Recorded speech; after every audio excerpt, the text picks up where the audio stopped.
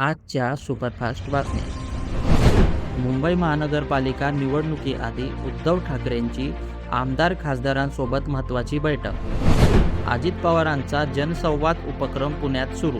नागरिकांच्या समस्या थेट ऐकणार. शरद पवारांचा नाशिक दौरा.